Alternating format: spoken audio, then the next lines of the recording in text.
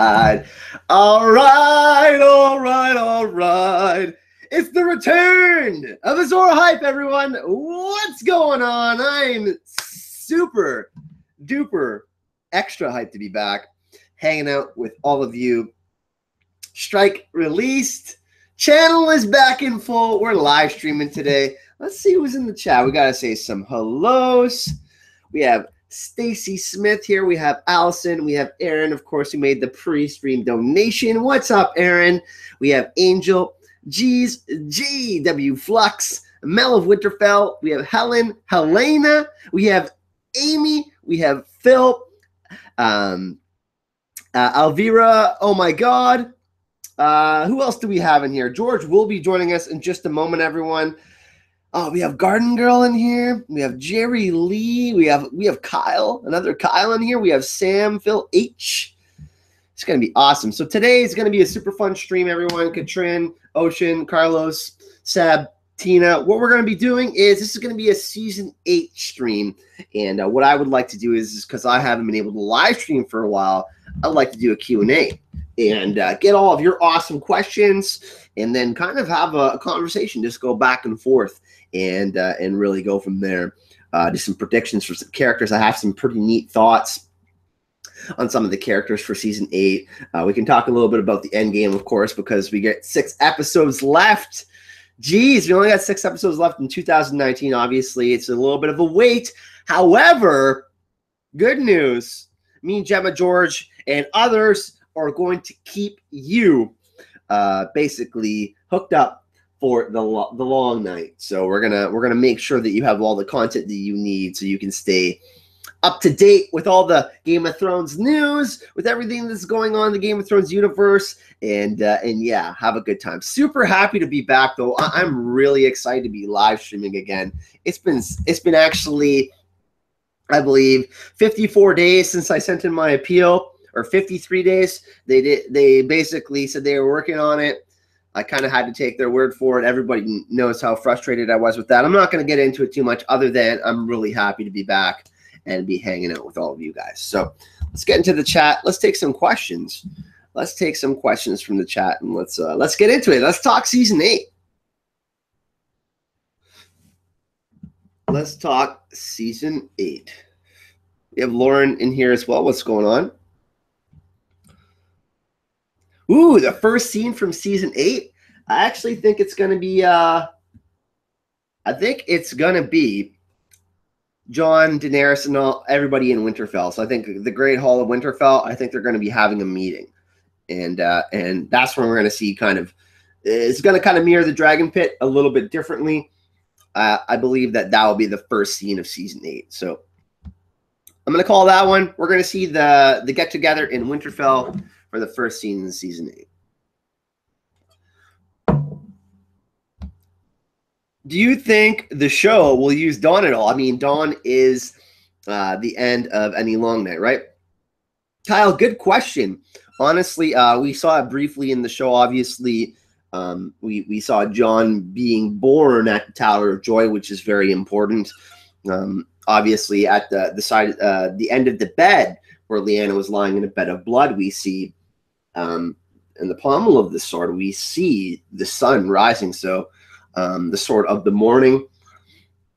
Jon could be interpreted as the sword of the morning. Azor Ahai is going to bring the end to the long night. You know, he will bring back hope to the realm that things can change democratically as well, I think. So I'm hoping that it's going to be a thing because Dawn is forged from a meteorite. So we'll kind of see what happens there. But I don't know. The show specifically, I'm hoping that we do. But the books for sure 100%. But yeah, show, I'm not sure. I missed all of you guys so much. Oh my God. Honestly, you guys don't know how bad it was eating me up to not be able to live stream. It hurt. It hurt. You guys know how much I love this. So really happy to be back. I'm a little tired today. I was out partying last night. It was my friend's going away party. Well, also his band's very last show. They're releasing their second album. So I was out having some fun last night. So that's why I look extra tired. I apologize if I don't look as dapper as I usually look. Are the bodies in the Crypts of Winterfell burned? Mel, I think that, me and George talked about this a couple times, but they're in the crypts and they have the swords of iron laying on them, so the spirits can't escape technically. So yeah, there's that. Burned, I don't know, but we did hear Jon say, hey, burn Rickon's body next to father, I believe he said. Don't quote me on that 100%. It could be wrong. But yeah, that's totally a thing, right? All right. What's up, Rob? Carlos? All right. Do you think Sansa and Daenerys will hate each other? I don't think they'll hate each other. I mean, they're two very different people. If we think about it, though, I think that we can kind of make a prediction if we want and say that, Jon has become the alpha dragon in that relationship. I think that Daenerys, after what Jon said to her, after what she figured out about what happened to Jon with the Night's Watch, him taking a knife to the heart for his people, like he did all of these things. He sacrificed so much for the good of the realm. And that's essentially what Daenerys is trying to achieve as well. You know what I mean? She's trying to break the wheel. She may not be doing 100% good job at all of these things that she's trying to do. Can't really do that in life ever, pretty much. I mean, you can do great. Like, you can't be perfect. You know what I mean? So I think that, but what I want to say is basically that I think Daenerys is submitted to Jon, and I think that she's just going to be happy to have a family. You know what I mean? And really, honestly, we see these ragtag group of people, the cripples, bastards, and broken things. And yes, we have a couple of, royal blood people that have experienced, the silver spoon in their mouth kind of living. We'll see them all get together and kind of put that aside. If we knew an asteroid was going to hit Earth, I'm sure there would be pandemonium and stuff like that. But, I think most of us would come together and be like, hey, like, how do we deal with this? We need to come together, spend time together, whatever, that kind of deal, So I think that they may have a few disagreements, but if she truly shows that she loves Jon and cares about Jon, and she changes her tune a little bit on kind of the Iron Throne, I think that I think it'll be okay. But Sansa, the thing is me, I have a crazy theory that we can talk about after. And I actually talked about it in my last video with the multiple endings. Was I believe that it's possible if both Jon and Daenerys don't survive, which is possible. I think that one of them is going to have to live without the other. I think one of them survives. That Sansa would be the one to take care of their child. Like if the Jon and Daenerys did have a child, Sansa and Tyrion, I believe. So let's get to some more questions. How do I want it to end living my Rhapsody? Oh man, like I kind of want to go the prophetic style. You guys know I'm all about Azor Ahai. You guys know I love that prophecy. It would be bittersweet, but Jon having to stab Daenerys in the heart to create Lightbringer would be kind of cool. I would like to see Jon be the king by the end. I think that's just going to happen anyways. I think that what we'll see is Maester Aemon's words and kind of Benjen's words really sink in to us specifically and kind of apply to Jon's story. Duty is the death of love. Love is the death of duty. Jon will have to do his duty. You know what I mean? Save the realm again. Daenerys will do hers. Which is going to be the death of her. She's going to have to bear her heart to break the wheel, to kill the, basically be the wheel that starts to take down the Night King. And then Jon is going to be kind of funny because Daenerys' destiny has always been seeking the Iron Throne. So there's that. But I think their destinies will kind of switch in a sense, not really, because Jon will have to help deal with the Night King, but Daenerys will have been the main reason for the Night King's death, and then Jon will be kind of the person that's left over. He may want to walk away from things, kind of like a George Washington type of situation, like I'm done, I've done everything that I can do, type of deal. He, like how he wanted to walk away before when he did with the Night's Watch, but I think people would ask him to democratically, I think it would be a good king because of what he's experienced. It may make him unhappy, but he would do his duty. So I kind of want to see that. It would be a bittersweet ending, but that's what I want to see is Jon. I don't want to see him lose his love, but this is kind of be like a little bit of a different ending than Lord of the Rings, the one with Aragorn. Specifically, George always talked about how he didn't like that ending. So yeah, that's how I would like to see it end. Obviously, I would like to see, you know, the Hound survive. I don't think he survives. But yeah. Oh my goodness. George, what's going on, man? Hello, everyone. But yeah, I'm reverberating in the back. Oh, you pause it. So, George, it's been what, 2 full months since we've done this, man? It's been way too long.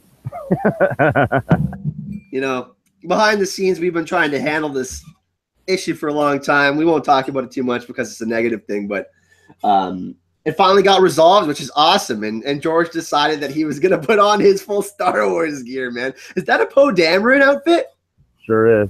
Oh, my God. Everybody, welcome, George. Let's go check out some more people in the chat, George. You want to do some shout-outs? Let me get everything up and going here. I'm still kind of... Oh, you're still? Okay. We got Stephen Hart in the chat. Erin made a donation. She's crazy, man. She's maybe the nicest person in the whole community, George. I don't want to, like, pick out anyone, but, like, she's just terrific, right, Erin? Great. Erin is absolutely great. Just let me know when you got everything up and running. And I would like to cheers everyone to everyone that stuck, you know, by me and supported me during this time. Obviously, you guys know how bummed out I was when I couldn't stream and had to deal with all this crap. George does look amazing. Oh my God, man! When we were at Dragon Con, man, the outfits that he had. Oh God, he brought me the Kylo Ren outfit, which was awesome. But his outfit, geez, the Imperial. It was the Imperial soldier. Imperial officer, yeah. Imperial officer, sorry. My God, if you guys go check out our Dragon Con video, we actually found another guy who was wearing the exact same outfit as George. If you scroll to like 4 or 5 minutes in the video, it's pretty funny when we were waiting to go check out some merch and whatnot. So George, season 8, man. Dude, we have to wait till 2019. What do you think about that? I'm ready to talk about Star Wars. George doesn't even want to talk Thrones, everyone. No. There's so much going on, and you know they're getting ready. I think filming has just started, right? So there's already rumors coming off the set, and some of these spoilers and not spoilers are already coming out, and I really want to talk about it, but at the same time, it's like I still just want to take a little bit of a break, just because it's so far off until we actually, you know, can see what we, you know, it's a year and a half away. You know, it's going to be a while, and damn, I don't want to wait. You want to wait? You know, oh man, dude, of course not, man. I've been binging other shows. I mean, we'll have a little discussion, and everybody in the chat, you can kind of get in with this. You know, I watched Stranger Things the other day. I don't know why I waited so long to watch it, but yeah, I watched Stranger Things and The Expanse and watching other shows. And this, not that it's not the same, because Game of Thrones has this specific type of vibe to it, right? I mean, the story is just so incredibly deep and rich with all of these issues that we have to deal with as people. You know what I mean? You know, love, war, hate, all of these things, politics that we see kind of in the media and whatnot. So I don't know, man. Like, yeah, it is such a long wait, though, man. I really hope the other book is going to come out before then, but I'm not too optimistic about that. I think it's going to come out after the show. Not yet. I think at this point he's going to do a cash grab and just wait until the show's over. But the fact is that he's got 2 years to go before he's going to release it. He's not, you know, if he waits until after the show, it's going to be a Christmas release a year and a half from now. Do you think it's a good move, though? Like, do you think like HBO and George had a deal in place or something, man? For me, it felt weird. I don't know. If anything, I'd say they had the opposite, and you know, where the show is going, and he felt that if he waits, he's actually going to be able to release all the books after, and just be able to say now that his book story is different from the show's story. So he's going to be able to draw in a whole different audience, kind of saying, hey, if you want the real story to what really happens, come read my books. So what we'll do actually is everybody seems to be getting pretty hype about the different shows we've been talking about. So what we'll do is actually let's take a vote in chat. As to what other shows you guys have been enjoying, um, I really enjoyed Stranger Things. I'm going to watch the second season when it comes out on Friday on Netflix, which is going to be awesome. And then I'm really excited for Punisher that's coming out. So that's the one I'm looking forward to. Him and Wolverine are my two favorite comic book characters ever. But let me know what shows you guys have enjoyed watching. Helena, Gossip Girl, I know you're trolling me. Jesus. Wesley says Stranger Things. What about you, George? What's your thoughts, man? Like, what shows have you been enjoying? You know, I binge watched all of Into the Badlands recently, which I love. I mean, sword fighting and martial arts. Donnie Yen, man, he is so good. I watched Star Wars Rogue One, and he was fantastic in that. No, it's a different dude. It's not Donnie Yen. Oh, it's not him? Shit, man, he looks exactly like him. He's an American actor, and he does great. I mean, just as far as a fun show, that was just I'm waiting for season 3 to come out now. I watched something called Blood Drive, which has already been canceled after season 1. Oh, that kind of sucks. It was this ridiculous death race show where the cars had to use blood to run, and so it was a combination of death race and the Cannonball Run. So that was a little interesting. I watched The Expanse like you did. There's literally so much stuff out there. I watched Shannara. That season just started back up. Oh, crazy! Yeah, there's 2 seasons. 2 seasons. Is the 3rd season shorter? Is that going to be the last season, or are they going to continue? Because I know they changed from MTV. Pardon me? Yeah. Shannara is just on season 2. Okay, still on season 2. Yeah, South Park's on season 21 right now, and I'm in the middle of playing the fractured butthole, and it took me 6 months before I realized that was a joke. Awesome. So. Yeah. A lot of people were saying Westworld in the chat, George. Yeah, when's the new season on that start up? Good question. 2018, right? Is it now or is it next year too? It's next year. Yeah, that's. I mean, I don't want this huge gap in between or between seasons 1 and 2 is just, you know. A lot of shows are doing this though, man. Like, it's just, yeah. Another show I really liked. Anyone in the chat gets a chance to check it out on Netflix is Narcos, which was great. If you're into kind of the whole backstory of Pablo Escobar and the Cali cartel, all the violence that was going on back in the days, the drug trafficking, it was absolutely insane. Some of the stuff that was going on, like the amount of money they would like hide in the ground and whatnot. Vikings is another one that seems pretty popular in the chat. I'm actually 2 seasons behind on Vikings, but I heard it gets pretty awesome. And Better Call Saul is obviously one of my favorites. I try to keep up with that too. The weird thing about Vikings for me is that I've studied way too much Viking history, and it's not like they're not. Viking is a verb meaning to go out and do what the Norse people did. And just from that point out, it's like I'm way too stuck in history. It's hard for me to separate kind of what's real from the fantasy element in that one. I don't know why, especially given that, you know, I'm watching Game of Thrones and here we're talking about magic and dragons and that sort of stuff, and I can talk about it with no problem. It's just that it's hard for me to buy into Vikings, and everybody loves it.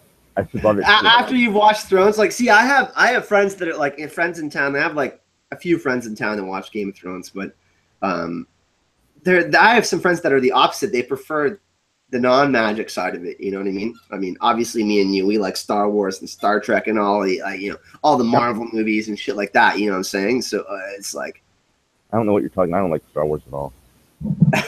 George doesn't like Star Wars. Confirmed. That's an actual theory. Helena does have a point. An actor from Vikings was cast in Game of Thrones.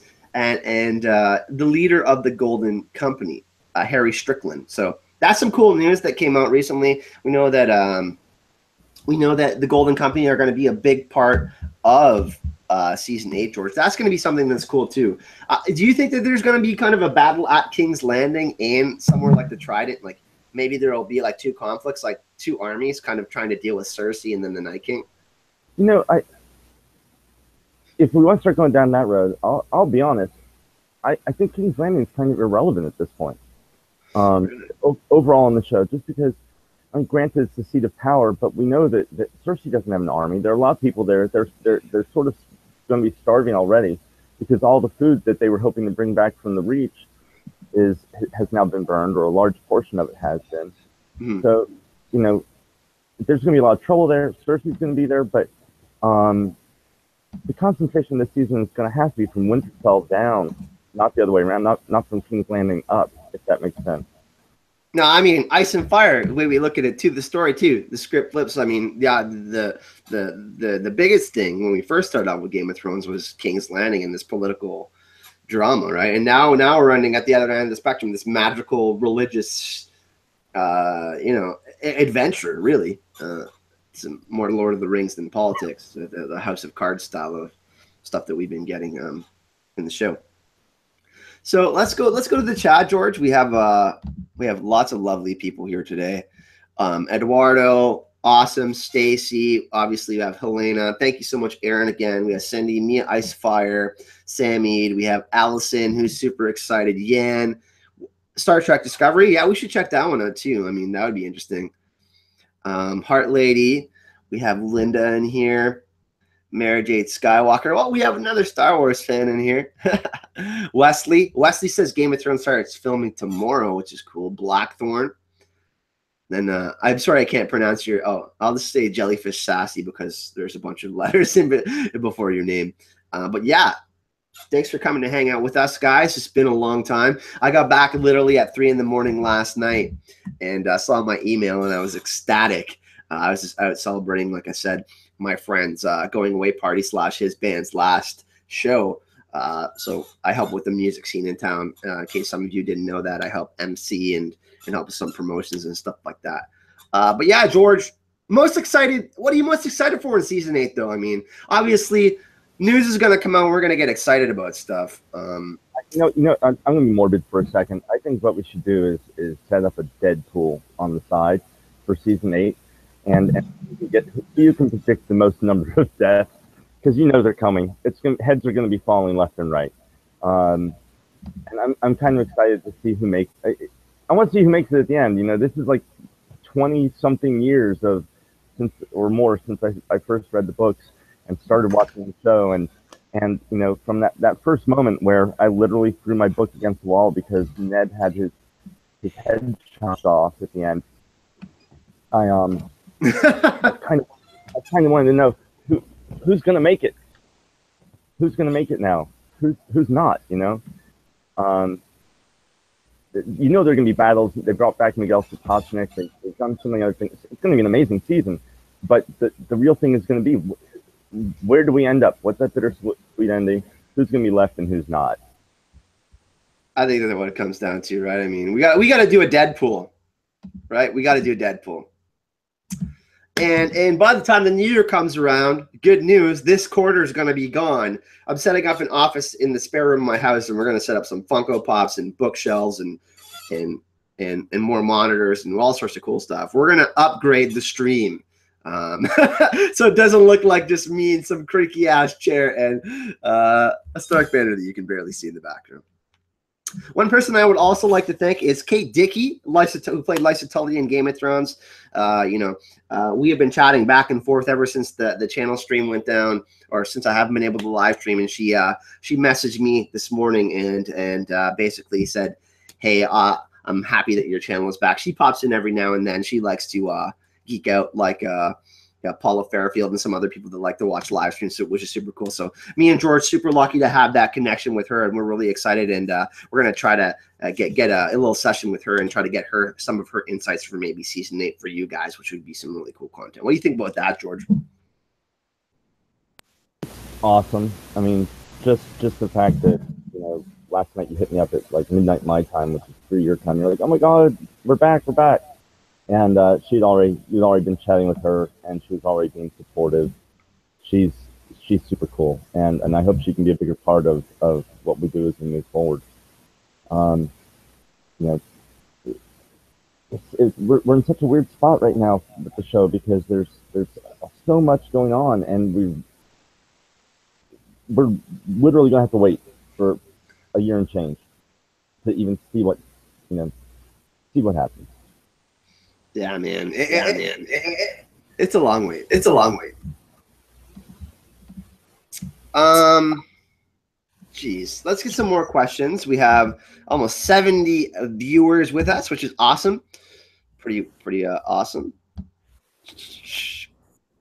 Thanks, Mr. Sassy, for the comment. Let's go to some more questions, George. Let's try to get some questions from the chat. Some people are saying they're doing rereads to keep their time, like to keep their, obviously the books are great. Now a little bit of a difference from the show. Now, I mean, I think they're probably we can say that they're two own entities. We may get different endings. That's one of the weird things is that, like, that's the other thing we can start saying is how much are we going to deviate from what's in the books? I mean, it's great to go back and kind of do a reread so you can try and pick up something that you didn't see before that might lead you down the path of having a better idea what's going to happen. But because there's such a difference now between what George was doing and is doing and what Dan and Dave are doing, we just don't know. It's all speculation. Anything can happen at this point. Anything can happen. I think there's certain things that won't happen, clearly, but I don't know. They're like those fake leaks. I think they're actually pretty accurate myself, but there's those out there that they're kind of muddying the water as far as what might go on. But it's so weird. People are making fun of your outfit now, George. They're saying, "It's a me, a Giorgio," and you look like an unemployed Mario. Are you seeing some of this? He's sort of trolling the whole chat anyway. Yeah, the whole chat. Anyways, yeah. Question from Linda Seabright, George. Hey, Kyle, glad you're back. Thank you so much. Do you think we will lose any more dragons? Yeah, absolutely. What do you think, George? I think we're going to lose all of them. I don't think any of them are going to make it through the end of the show. They're tied to the magic, and they're sort of tied to the Night King, which is one thing. Like I've kind of been saying, I think this new Night King, I think he's a newer Night King, and he's sort of new. He's not this 10,000-year-old creature that a lot of people think he is, and he's kind of come back with that rebirth of magic, and the dragon's ability to be around is 100% tied to him. I think all the direwolves and all the dragons are going to be going. Yeah, I don't know. I could see Nymeria making it. I don't think Ghost will. Nymeria might, just because she might be somewhere else. But who knows? We're on such a different course. Katie Swatland, great question. Can you discuss the Faceless Men books versus show?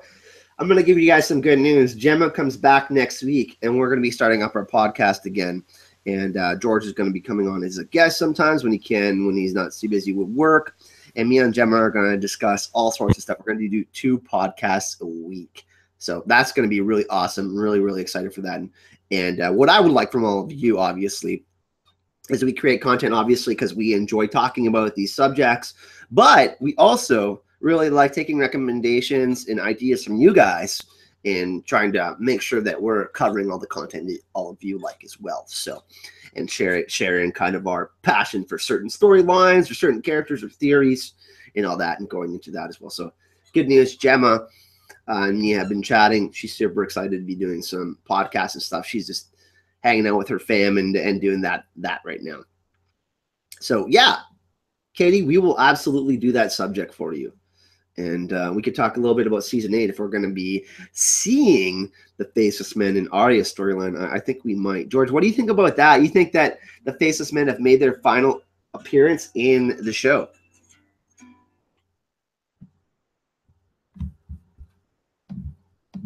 Oh, George is gone for a second. I'm dancing with myself.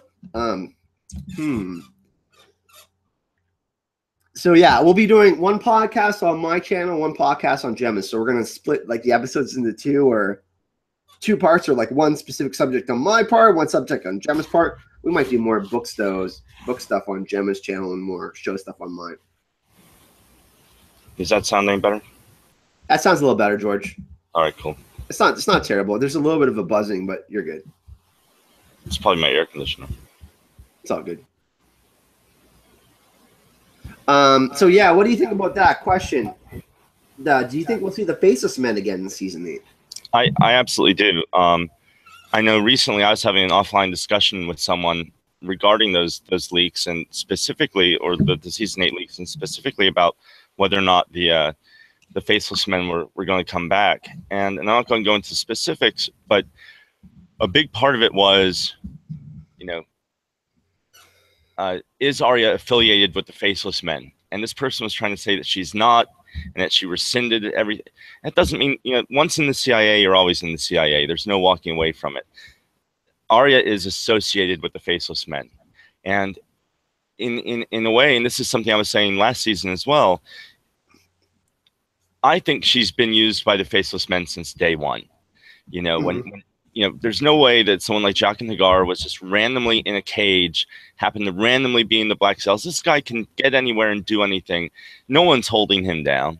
No one kept him there. He found her for a reason, and it's because the things that she is doing are in the background supporting the Faceless Men's overall plan, whatever that is. And indirectly at first. Right. But she's still doing the things that they want. Like, they wanted her to get rid of Walder Frey. They trained her to go and do exactly what she did. And that's, I think, really one of the secrets of the Faceless Men, is that you can never know who they are because you don't know who is one. And I think they're going to come back, and I think they're going to come back with a price. She has taken out so many people. Remember what Jaqen said to her? How did they first get together? You know, she's like, there were lives that were due the Red God, or was it the Red God? What was his quote exactly? We all know who we're talking about, and that he had to make up for that. She's killed off how many people now that she's going to have to make up for, or who's out there killing off people that's keeping that balance in place. So they're going to come back and exact a price from her. And you know, going back to our talk with Miltos, where he was saying that he thinks that you know, maybe they're going to have to come back and put her down. Like, she's served their purpose. And maybe that's one of the bittersweet things that we're going to see, is that they actually kill her off. But that would be right in the face of George R. Martin's wife, because that's her favorite character, and George promised that that's her favorite character. She was in the original 6 outline, or 5 people that was supposed to survive the whole series, right? With Jon, Daenerys, Tyrion, Arya, Bran, and Sansa, I believe it was, or Samuel. It was something like that originally. George, going back to what you just said, there's this saying: when you marry someone, you marry their family. It's the same thing. You know what I mean? Right. You could be marrying a lovely person, but if their family is going to cause trouble for you, it might cause, well, it's going to cause trouble for your significant other and maybe yourself. You know what I mean? I've seen situations like that.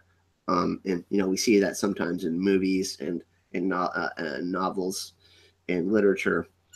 I think that's kind of a great point. Like, you know, Arya is kind of married to the Faceless Men. She has a history with them. So kind of trying to get away from that history is going to be a hard thing to do. I think you made a great point there. What's up, BBM? I think that's kind of what we're going to see, is that, you know, there is a big expectation on her, and there's a big expectation that she's still going to have to do some things for the Faceless Men. And the Faceless Men are going to come back with a vengeance. I think they're 100. The Faceless Men and the Iron Bank are completely tied together. Remember the coin that she got. That's an iron coin, right? So that should be our hint right there as to exactly how those two groups are tied together. They work hand in hand. If anybody doesn't know, the Iron Bank is actually based off the Medici Bank. A lot of that history, and they had been known to put popes in place and assassinate princes and princesses and shit like that in other to kind of destabilize realms, so they can kind of get who they wanted in place, so they can make solid trade deals and shit like that. Sorry, George, that's kind of what I want to get at. But yeah, I mean, they must be tied together, right? And in the books, it's foreshadowed quite a bit for those of you who have read the books. Also, RIP to George Detrice. All of you guys know I absolutely love the audiobooks. whenever I travel, I take them with me. Always love to give a listen and go back and be like, oh, I missed that there, or that makes me think this now, you know, like changing your perspective. So Roy Dotrice, loved all his quirky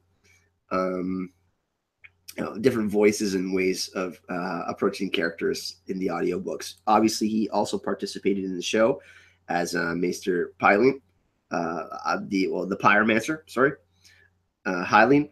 So that was very cool as well, but unfortunately we lost him. So I just want to address that because I know there's a lot of Roy Dotrice fans out there. All right. Let's get back to the chat. We got to have some more questions in here.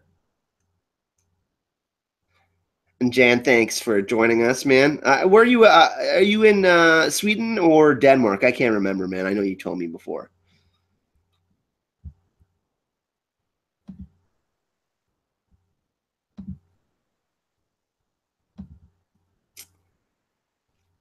A lot of you seem to feel that Arya is passing a test from the Faceless Men. I'm wondering if the Faceless Men see the Night King and what he does is a mockery of the gift, like giving the gift of death. Norway. I think that's partly what the whole thing, you know, as far as magic on the show goes, there are really only a few places that we actually see magic or really working, and one of them is at the House of Black and White. I mean, they really can do some sort of magic, and they're 100% for death. They serve death, but at the same time, they're against certain things that I think the Night King represents as a whole. You know, I think they're not trying to support him. I mean, maybe are. Maybe that's weird. Maybe they ultimately come out on his side.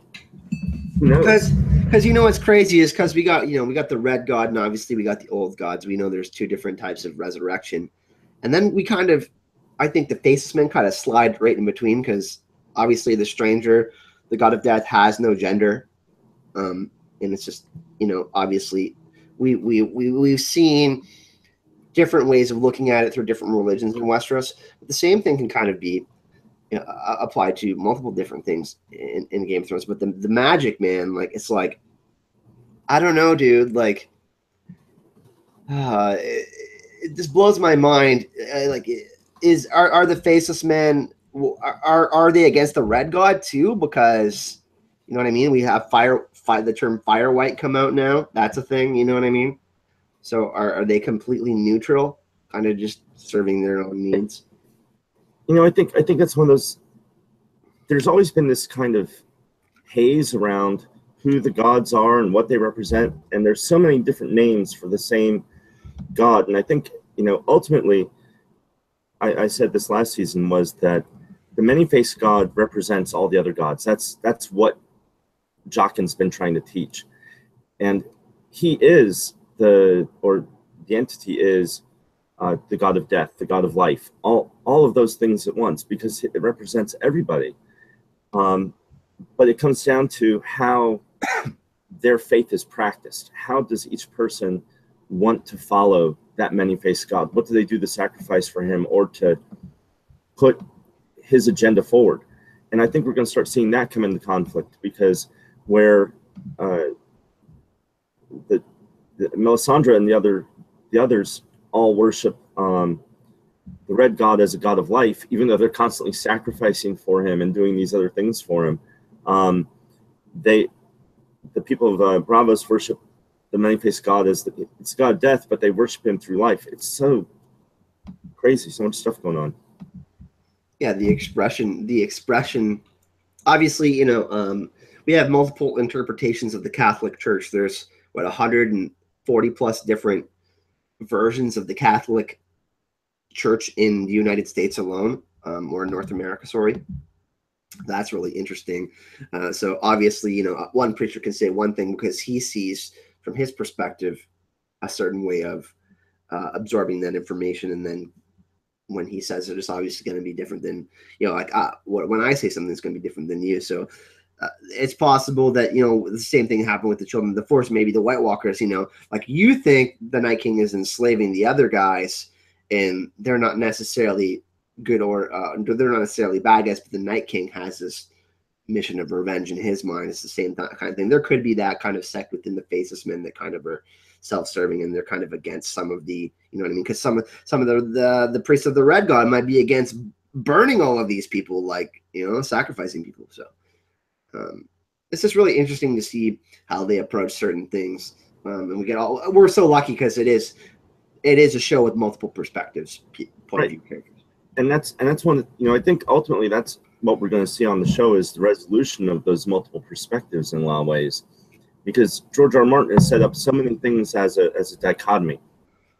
The others are cold, the red priests are fire, life, death, good, bad, black and white, and that's the really crazy thing. And if you kind of start looking at everything being set up in that dichotomous fashion, and then you bring it together and you say, what's the one spot where those opposites live together?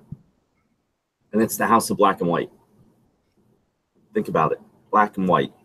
They come together at the home of the Faceless Men. And that's why I think we're going to see so many important things go on with them coming back in. You know, I think they have to as a result.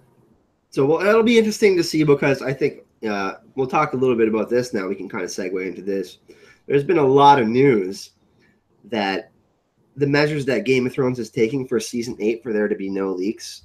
Obviously, the scripts got leaked before, but now they're saying that some of their lines, some of the big stuff, is going to be fed through earpieces. I don't know if that's true or not, but it's crazy. But a lot of the stuff that they're saying for season 8, they're taking a lot of security measures. And it's interesting. Maybe some of the casting stuff won't be as prevalent. Like, we won't be able to cover as much because they're going to try to hide some of it. Like, maybe Tom Melishka is coming back for season 8, and we don't know. You know what I mean? It's like a surprise that Jaqen H'ghar is back. You know, so I think we might see some of that kind of stuff. Like a Sean Bean in a Vision, for example. But go ahead. There's only so much stuff they can hide, and even if they're feeding lines over a mic or over a headpiece rather than having characters memorize them, that'll hurt performance, for one thing. But then once the characters have spoken on set, it's back out there again. And the problem is that'll control a little bit of it, but we're gonna have another year in between now and then at a minimum. So that stuff's gonna be floating around out there for a long time before it ever has a chance to get out or to not be protected. It's got way too much time. I mean, that's the biggest thing that they're going to be up against. Yeah, for sure. I mean, they're filming all the way until July, I believe, or June, which is pretty crazy. So that indicates that we probably won't get Game of Thrones. You know what? You know what would be? I think they're going to end up releasing it in January, like right on the New Year. Like the second or third day of the year of 2019. It'd be fitting because the long nights, you know, the Night King brought down the wall and all of that. So that'll be really interesting to see kind of how everything goes. But as filming goes, we're going to try to cover as much as possible. You know what I mean? But some stuff, I have a feeling we're going to see less of the news that we got in previous seasons because they are trying to protect the ending because they have had those major leaks. I also think, you know, a lot of people are skeptical about this, George. A lot of people think that the writing is going to shit. People are right to have their opinions. I'm not going to get too much into that, but I think that in season 8 we'll see some of the similar style of energy that we got in season 1, because there's not a pressure of a 4 or 5 seasons ahead of them. They know this is the final season and this is the only thing they have to focus on. Like when they were focusing on Game of Thrones season 1, they knew they had to focus on only the first season, because if they didn't get the pilot and everything right, then it wouldn't succeed, right? Because fantasy on TV just wasn't a big thing when Game of Thrones was around.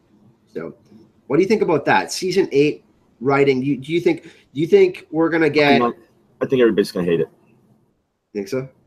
Yeah, I mean, there's been so much time and so much setup, and now we're gonna have so much time to speculate and talk about it. How the heck is this ever gonna live up to anyone's expectation? You know, like when Star Wars took 20 years in between the original 3 and Phantom Menace, Yeah, it did great, but how can it live up to all the hype and everything else that we've been wanting to see and all the ideas and how many people's theories that they've been sitting on for 10 or 20 plus years are going to get broken? I mean, that's going to be one of the bittersweet things about this, is that everyone's going to hope, you know, oh, maybe John and Danny are going to have a baby, or they're going to do this, and there's going to be so many of these things that are just broken over the camel's back, you know. Think about all the little times that we hoped that we might see something pop in, and we've learned that that's not how it was, or we were wrong. And that's going to be kind of what happens, and that's going, for us, it's going to be great because we're going to get resolution, but for some people it's not going to be the resolution that they want. Yeah, for sure, man. You know, I mean, I have certain feelings about how it will end. You think Jon and Daenerys are both going to die. I think Daenerys dies and Jon lives.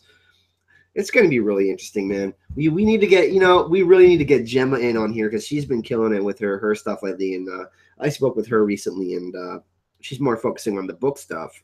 So I'd really like to see her perspective on where she think both the endings will be different and what kind of outcomes we might get. Because, you know, it's going to be great no matter what. We're getting 90-minute episodes, 90-minute episodes. We got to be happy about that, right? When we found that out at a Con of Thrones, we were like, wow, that's a huge scoop. And Paula Fairfield told us. Yeah, I mean, the number of minutes that we're going to get out of this next season it's going to be roughly equivalent to at least what we had this season, if not maybe even a little more. They're talking 90 minutes, but it's going to depend on how much they film and then how they decide to edit that. If they have enough material, they can edit however they want, and HBO will be able to make a command decision between now and then, where they may be even able to add in more total episodes on top of it. Who knows? Maybe they'll do a movie, a theatrical release for part of it, or well, I think the final episode is going to be 2 hours. We've got to assume that it's going to be. It's got to be. And we know from speaking to people within the actual Game of Thrones community that will work on Game of Thrones, like Paul Fairfield and other people, we know that we are going to be getting extended episodes, and all that's on Watchers on the Wall, guys. If you guys want to go check out kind of the leading people that have the best, in my opinion, articles and news for Game of Thrones, you should go check them out. They're good friends of mine and George. They're really awesome people as well. We're really excited to go see all of them at Con Thrones 2018. Also, speaking of George, we're confirming we're already booked for Con Thrones 2018. I know. Where's it? It's in Dallas this coming year, right? Mm-hmm. And we got Gemma coming with us. She's coming all the way from the UK to come hang out with us. No, we finally talked her into it, and so we're all probably going to share a house or something. And if we do that, then hopefully everyone who shows up will be able to host a little get together and have some fun with everybody. I also do have a special code for you guys. I will leave it in the description of this video. It's a $5 off. Basically any ticket for Con of Thrones 2018, and for every 25 people that use my code, we get to give away 2 free day passes. So pretty cool thing that Con of Thrones and Watchers on the Wall Mischief Management is doing with the channel. Really, really excited. I know for sure that I will probably be appearing on some panels this time, which is going to be really cool. We're going to try to get me, Gemma, and George on a panel together, and hopefully I got an idea for an Arya Stark panel, or like kind of like an Arya Sansa Sandor panel but we're all going to discuss things, and but we are going to be involved with Con of Thrones 2018. That's some good news that happened just a little bit ago. Hopefully, I know there's a few of you in the chat that are going. I know Jen is going in the chat. I don't know if any else of you are going in the chat. I really hope that you guys are. I'm trying to get Rays to Alba to come hang out with us as well. He's someone that I've really wanted to meet. Me and George weren't able to go to Comic-Con New York. We had to kind of pick Atlanta or New York, and New York had their tickets sold out. So Ray lives in New York, so hopefully we'll get him down there as well. But man, what do you think? Do you think that we're gonna get some I don't think we'll get anybody that's gonna be in season 8 because they'll have to avoid the questions. But maybe we'll get some fan favorites like a Jason Momoa or a Sean Bean there or something like that. Kind of talking in parallel to this, when Ewan Ryan was at was he at Con of Thrones? Yeah, he was at Con of Thrones, right? And he was slapped. He couldn't talk about anything. He was in the middle of the whole issue with the Inhumans, and I think that's kind of what we're going to see. We might be able to get quite a few people showing up at Con of Thrones, especially a lot of the minor characters or people who were on in prior seasons, because they're not going to affect what they're doing right now anyway, and they won't have access to a lot of the stuff, so they wouldn't know what to spoil or not spoil in any case. But as far as the mains go, they know what they can say at that point, and if we got someone like Kit Harington, now we'll be able to see him with shorter hair and no stubble, because he's finally going to be able to cut it off by then. Unless they have him under contract, because who knows if they'll need reshoots. He might be stuck with that haircut for the next 2 years. Man, and like media appearances and shit like that. Well, I suppose that after he can just, he does modeling and stuff like that. He's in car commercials and I believe some perfume commercial, not cologne commercials and stuff like that. So he's also done. Leslie just asked a great question. It's how many episodes do you think will focus on the Night King and the White Walkers? She has the feeling that we'll see too much of Westeros squabbles instead of the Great War. I think that what we're going to see over the course of the season is kind of a combination.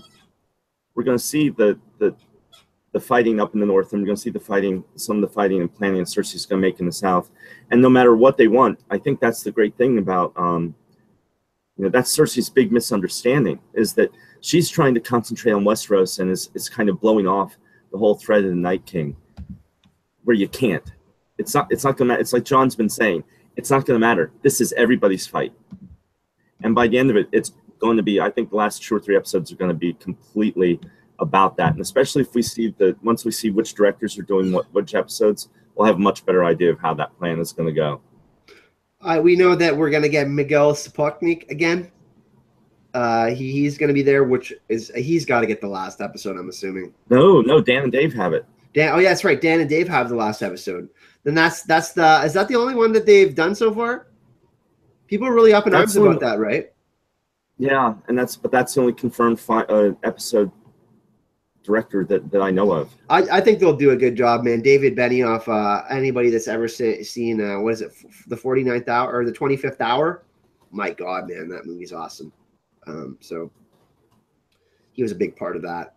And obviously they've done such a great job on Thrones, man. They've been a part of probably the best TV production there is. I'm sure they can pull an episode off. A good one. I have faith. Obviously, I'm a huge fan. I love Dan and Dave, but yeah, that's just my opinion. But we are also, who else are we getting? The guy that directed some episodes from Lost and Breaking Bad. I can't remember his name. Right. There's him. Isn't Brian Cogman doing one? Or he's part of it? I think he's got one. The other guy you just mentioned's got 1 or 2. Miguel has 1 or 2, and then the last one. Miguel has 2. Miguel has 2. Dan and Dave have 1. Right. The other guy has 2, and I think Cogman has 1. So I think it's something that rounds it out. So yeah, it's gonna be good. It's gonna be really good. Who else? Oh, we got Peter Griffin in the chat. What's going on, guys? We have Morad. Let's go see Golden Company. Yeah, we're gonna see some Golden Company Cersei stuff and Euron. That's what I think. There's gonna need to be a resolution for some of the stuff in King's Landing. It's possible that Cersei survives all the way until the end of the season, then they deal with her and just like finally we got rid of. Yeah, I think she's gonna be one of the last people to die. She's not gonna make it off the show, but I think she'll make it towards the end. Episode 5 or episode 6, or like something like that. You know what I mean? Like it'll be like she's probably the best actress on the show, so more reason to do that. But storyline depending, obviously, I think she's a goner. her and Jamie are gonna have. I mean, I think Clegane still goes down somehow. I don't know. Maybe. Yeah, I think we're going to get Clegane Bowl, but I think it's going to be not what everyone expects.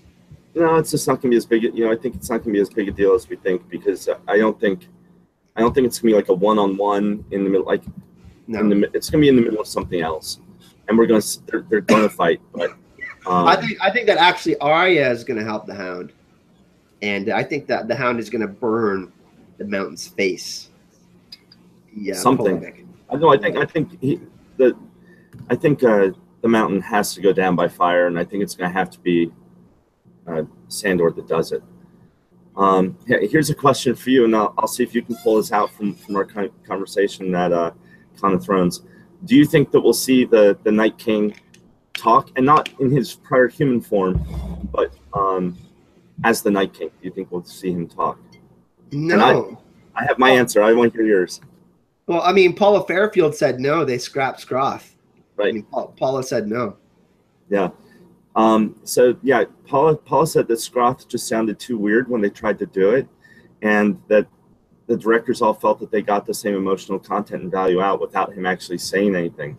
So I don't think we'll see his micro expressions and expressions. Yeah. Yeah. I don't think we'll see him, or I don't think we'll hear him talk as the Night King. But wouldn't it be interesting if we hear him talk as his human form? I think we're going to get that. I think we have to, because the history and lore videos, man. The Brand the Builder, he's being carried like Brand the Builder couldn't use his legs. So that's really interesting. You guys know that I think the Night King is the original three-eyed raven, and I think he's possibly a Stark, one of the most ancient Starks, or the most ancient Stark. George, you have a different theory on this one, which is great too. But I think what we're gonna find out is that he had a family and he was loved, and they're gonna try to humanize the White Walkers, because they were humans before, right? And what happened to them?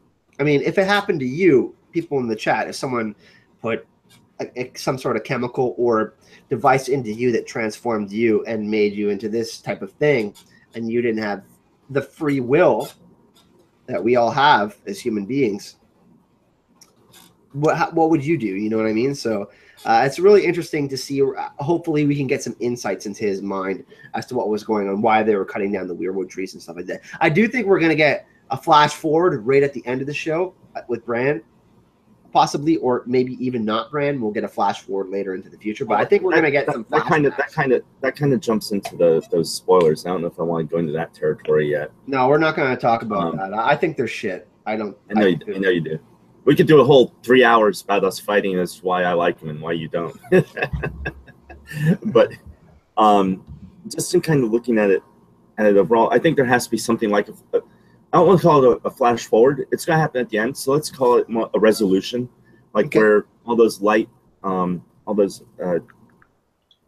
that aren't quite finished at the end. It'll be like one of those, what happened to Sam? Because Sam's going to live. Like I'll go there and say, he's not on my Deadpool list. Sam's going to make it. Sam is 100% surviving. Yeah, we have to see what happens to him in the end, right? We have to see what happens to kind of every survivor. I just don't think there are going to be that many. I think there's going to be 7 in total. Maybe. What do you think about that? I think there's lots of good reason why it might be 7. All right. Well, we have some theories on that too. Actually, everybody in chat, can you give us the characters that you think are going to survive the show? I think that I think Cripples, Bastards, and Broken Things. Tyrion is 100% surviving the whole thing. Samwell, I think that Theon survives. That's 3. I think that Sansa is a survivor. She's 100% surviving out of the Stark girls. I think if another Stark has to go, it's going to be Arya. I think that Jon's surviving, but that one's debatable because he's been willing to sacrifice himself for the greater good for so long. I think that Daenerys dies. I think that either Brienne or Jaime survives. One of them dies, has to live without the other. I think they both die. I think Jaime and Brienne both die, eh? I don't think so. I think let me ask you this: who has a better chance of surviving? Who, out of Jamie and Bran? Jamie and Brienne. Oh, Brienne? 0. Oh, Brienne. No love for Brienne. Wow. I didn't know that. It's not love or not. Okay, out of the two of them, Jamie has a better chance of surviving because he's more broken. Man, he's gonna suffer some more, become Lord Commanders of he the has to. Or some shit, right? Think about. I mean, I don't want to say he caused all this to happen, but he sort of did. Jamie and Bran. Jamie, this is an awesome one. Tommy says Jamie and Bran survive. That would be interesting because it kind of all started with what Jamie did to Bran. That's too nice an ending. It can't. I mean, I'm a real pessimist when it comes to this. Jacob Morris is in the chat. What's going on, Jacob? No, sorry. Go ahead, George. Brienne or Jamie's finally found. I think one of the unfolding stories over season 8 is going to be, and it's going to be one of the great ones, is that Jamie, we're going to finally get his complete coming back to the side of the light. He's going to realize that Brienne, and you have to think about her in book terms. She's ugly in the book, Yeah. Gwendolyn Christie, I've seen some of her modeling shoot pictures. She can turn it on when she wants. When she walks down red carpet, she looks great. They have to ugly her up for the show, and they don't do it to the point that she's at in the books. Kind of like with Tyrion. Tyrion is supposed to be hideous to look at. Tyrion's people call him a monster for a reason. He's missing half his nose. He's got scars. He looks like a little goblin. I mean, that's why they call him the imp in the first place. But Jamie, I think that think about how they used to set up Cersei. Cersei was the most beautiful woman alive in Westeros at the start of the books, or at least that's the way she's portrayed. And I think at the end, that's why she has to die, because once he realizes he's found that kind of soul match, true love, she'll have to die like a second later, because he can't have that. He doesn't deserve it. Yeah, Shobri, Gwendolyn Christie's a pretty gal. She's not my cup of tea, but she's a good looking gal. People are in agreement in chat. But yeah, man, yeah, I mean, Jamie has to be without her, right? But there's that line that always sticks out. We came together, we have to go out together. So that could definitely be a thing.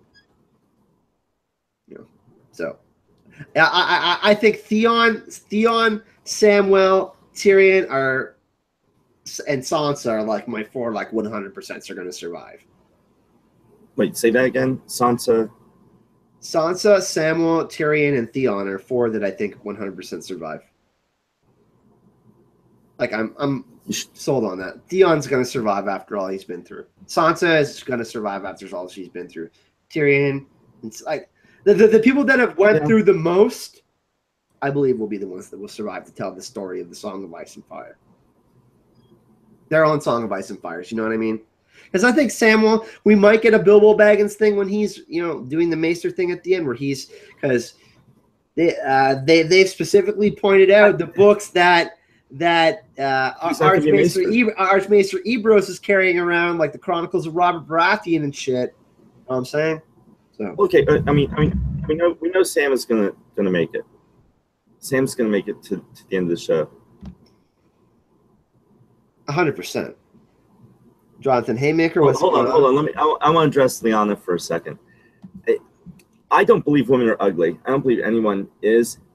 That's the word that's used in the book, and it's the easiest and fastest way to portray the dichotomy between Cersei and Brienne. I'm sorry if I offended you. I don't mean that way.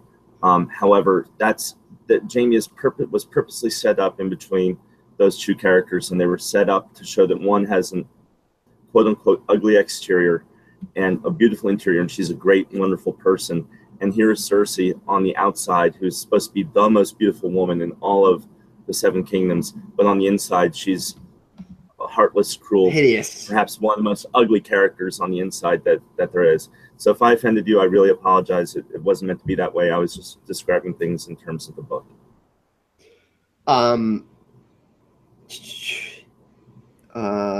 some people are saying that a lot of people are saying that they think Sansa survives. Yeah, I think she will. But going kind of back to what you said about Sam, Sam is going to go back and be the head of Hornhill. Well, there's no Warden of the South right now, really. Right. The Dornish are gone. He's going to be it. He's going to be it. And now the Night's Watch is over. He's going to be free from his vows, so he'll be allowed to do all those. You don't think he'll become Grand Maester? Like, is King's Landing still going to have the Iron Throne? That's the question. Is Jon going to survive and become king? As he would be by Jon. But if Jon, we now know that Jon is the rightful heir, right? Yes. So who would he? I think ultimately he's going to set up his best friend as the Warden of the South to be able to trust him.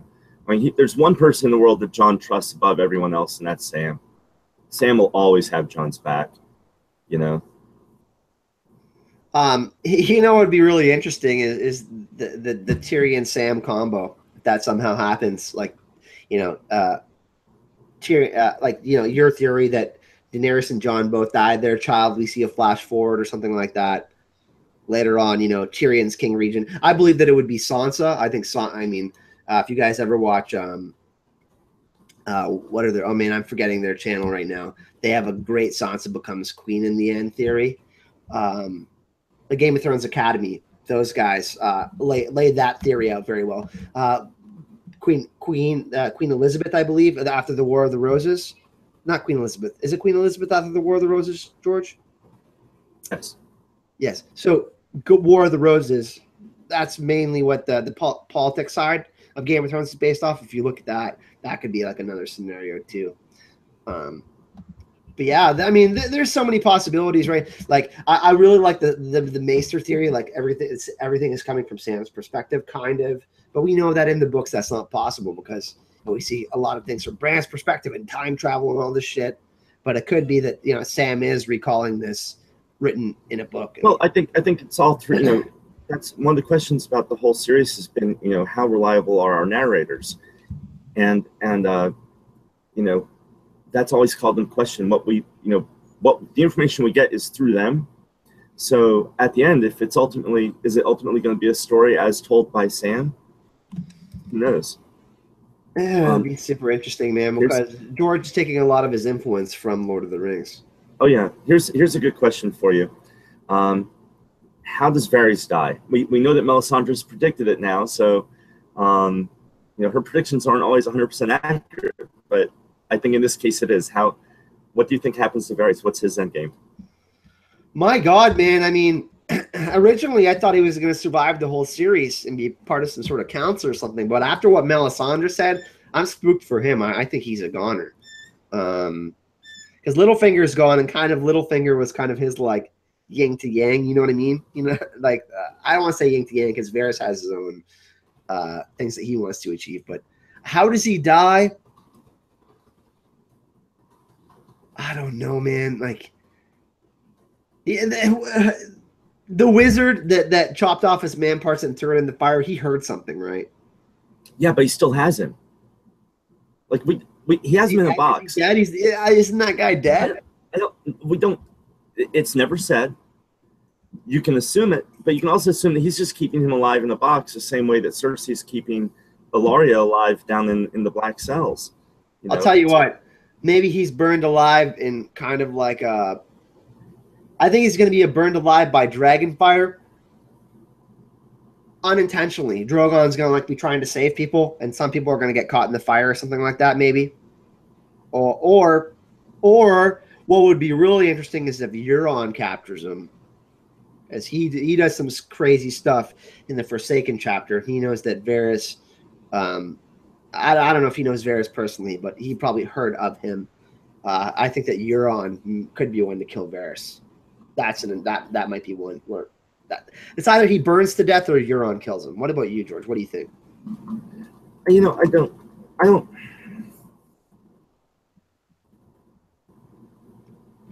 Oh wow, it's a tough question because we know that Varys has this end game that he's been playing for since prior to the series even starting.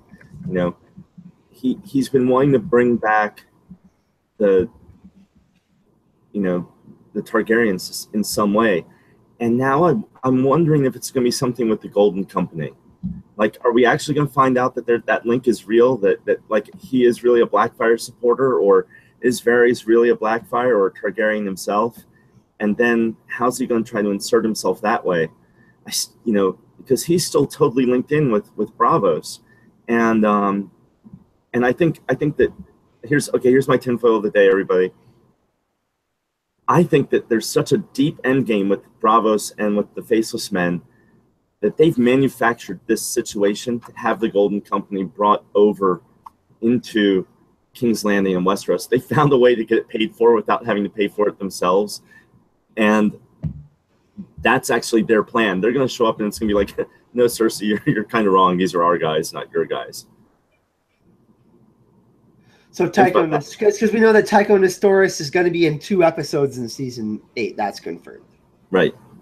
So that's going to be interesting, man. See, I don't know. Like, there's still a shitload of debt, right?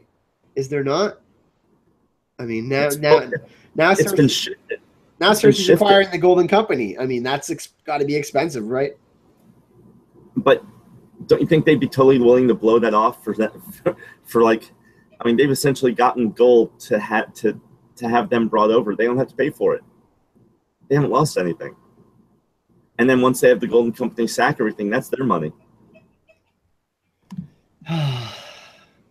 Yeah, I mean, I don't know if I believe that they're gonna kind of pull a like a twist like that. You know, like, hey, we're just gonna do that. You think the Golden? I mean, nobody's really loved the Golden Company in Westeros, and Daenerys has dragons. Do the Golden Company think they can take out Daenerys and her dragons too, though? That's the thing. I mean, are they just going to keep King's Landing for themselves? Like, how would they take care of Daenerys? That's another. That's why the Faceless Men, in book spoiler, sent a Jaqen or whoever over to the Citadel to get which book? Remember the name? It was The Death of Dragons. Right. I think clearly with little things like that, little clues, we know that they have something going on with that. They're looking for a way to get rid of the dragons, right? And it has to be in that book. The show is different. They haven't established that. That's way behind. I mean, we got all the Pate storyline and obviously Archmaester Marwyn. We didn't get any of him, so it'll be different. It'll be really interesting to see though. Like, Now you got me hype about the Faceless Man, man. Like I wasn't so sure that we'd be getting that much, but no, that's why I've been saying all along. Faceless Men are going to be around. Their claws are so far in the back of this hidden storyline. Once you start to kind of unravel the threads and say, oh wow, wait, this goes back to the Faceless Men. This goes back to the Faceless Men too. There's all this stuff that's been woven through the cloth of this show for the last 7 seasons. That the Faceless Men and the Iron Bank are pulling some major strings in the background. They really are. Well, we heard Tywin say specifically to Cersei, "Don't screw with the Iron Bank. They're like they've been around. They're like the giant shadow governments that we don't see in the background. The corporations that run all these campaigns and stuff like that. The donors and stuff like that, like the Medici Bank. Like I said, if you guys go check out the history of the Medici Bank, they funded popes and got rid of emissaries to kind of deal with trade and all sorts of things and money. So that's ultimately what it comes down to is money. The Iron Bank is all about money, right? So it'll be interesting to see because Westeros, the Long Night is coming, crops, food, all that. We know that those things were kind of explored towards the end of the season. We saw in Winterfell, obviously, they knew that they weren't going to have a lot of food. So that's going to be an interesting thing to see. Maybe you think we get a jump forward in time? Possibly? You think they'll do that? There's our timeline from right now out is specific. In the books, they were going to jump ahead, 10 years or 20 years at one point? It was 5 years, 5-year jump. Was it 5? It was 5 years in between each book or something, right? No, 5-year jump from whence to the last book. Okay, so the Night King is already marching. The wall is down. It's going to be right on out. I mean, we'll see a resolution jump at the end, maybe a month or two, and then we'll probably see one 5 or 10 years down the road. But prior to that, the whole rest of the season is going to be like stacked right up against what's going on right now.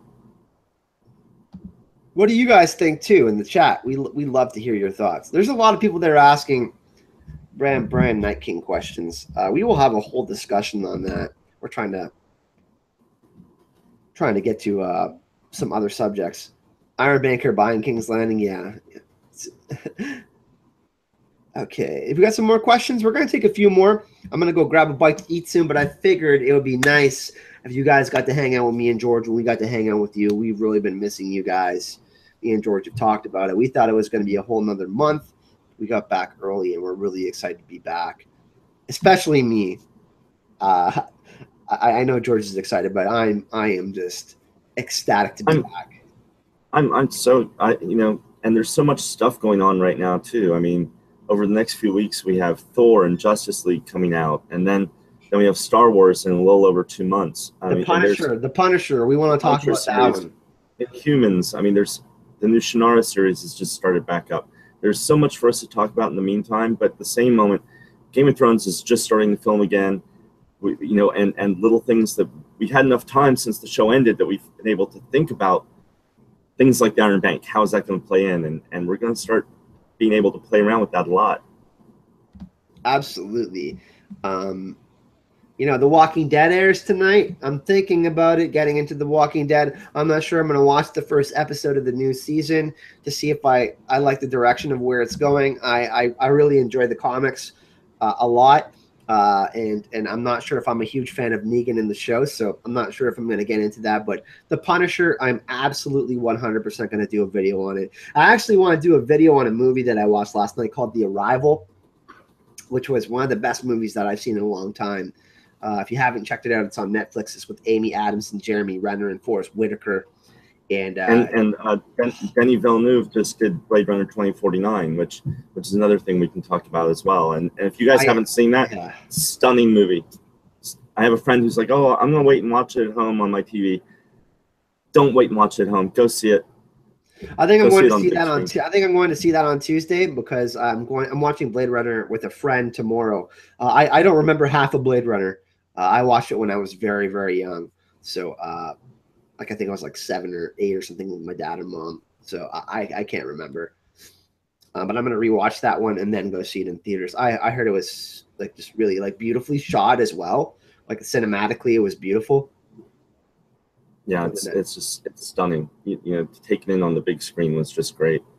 All right, let's do some more shout outs here, George. We have Wesley, we have Linda, we have Shelly, we have Jonathan Haymaker. We have Yan, who's all the way from Norway. What's up, dude? Thank you for hanging out with us at this hour. Storm's End, we have Heart Lady, we have Jerry. Who else? We have Leslie Powell, Prodigal. We got a bunch more. George, you want to name a few out here? Something to pop out? Let's see. We've got Eduardo and Mia, and Storm's End is new and welcome. Storm's End has been around for a little bit, I think. I don't remember. There's so many people I don't remember. BBM is back. Leslie is here and great as always. Stacy just had to take off. So many of our old friends are back. And it's just great to see. It's like I've missed this for 2 months, so I'm happy everybody's showing back up. You know what we got to do, because we haven't done it in a long time, is if everyone in chat remember Hype and Love. That's what we're about. We're about love, sharing this amazing story, Game of Thrones, A Song of Ice and Fire. We can discuss all of these things, even though we have differences of opinions, to be able to debate them. Me and George don't agree on a lot of things, but George is my best friend. You know what I mean? And that's even though he's old, I still put up. Don't remind me. But yeah, I think I'm going to keep this stream shorter for today. Really appreciate everyone coming out in the chat. Really excited to be back. I know that George is going to go hang out and do some stuff with his significant other, and I'm going to hang out. I'm actually really, really hungover today. So I went out and partied pretty hard last night. But some new stuff that's going to be coming out. What I'm going to be doing is I'm actually going to be doing a theory prediction video for all the major characters that are left. So I'm going to start that up. Jamie, Sansa, Arya, Davos, Sam. You guys have recommendations on who you would like me to cover? Put that in the description of this video. Obviously, me and Gemma and George are going to be getting together for a live stream when Gemma gets back that's going to be really cool. We're going to try to it might not be on the same day Thursdays anymore, but we'll figure it out. We'll figure out a day for you guys. And then we're going to be doing podcasts, me and Gemma, one on my channel, one on Gemma's channel, so two podcast episodes every week. They'll be around a half an hour, and A Song of Ice and Fire and a Game of Thrones. So book stuff and show stuff. And you know me, guys. I'm back now in full capacity. Really fucking excited to be back, guys. Honestly, you don't even know how bummed I was that I couldn't be live streaming and hanging out with you guys. It's like literally my favorite thing other than eating pizza. So and petting dogs. But George, you want to say a couple things before we go, man? I'm happy you're back. I'm happy, you know, it wasn't a break that we wanted to take, but I think we kind of needed a little separation from doing this so much, and just getting back into the swing of it now is going to be pretty cool. You know, there's so much to talk about Game of Thrones wise and other shows, and so many people have been asking questions of me and you. I know in the last 2 months that it's given us a lot to think about, and there are just so many questions that and to talk about and answer. We're gonna have plenty of time to do it, and it's gonna be great to be chatting with everyone about it. So if you have questions, throw them at us. Yeah, I mean, we love questions. I mean, we try to get to as many as possible, right, George? But we can't get to all of them, right? But yes, I would like to thank, you know, everyone that's stuck around and supported the channel. My goodness, there's so many people that I can name. Specifically, I would like to obviously, you know, thank, you know, George and Gemma for standing by me and being great friends. Aaron has been super helpful, more than you guys can imagine. Shout out to Aaron. I know she was doing a funeral / family thing, so I know she's pretty tired today, so I know she couldn't come and hang out with us, but we love you, Aaron. She's actually going to be coming to Con of Thrones with us. We're really excited about that too. All the patrons and patrons who have stuck around.